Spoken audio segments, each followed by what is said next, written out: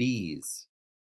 As the weather becomes cool, bees will gather in the center of the hive and form what is called a winter cluster.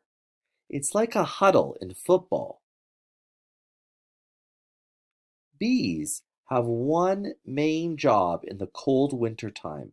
That is to take care of the queen bee. This means they must keep her safe and warm.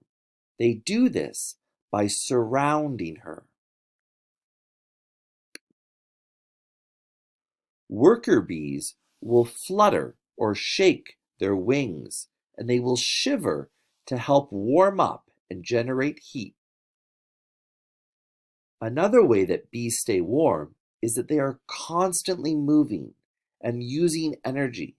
That is how they keep the temperature inside the hive warm.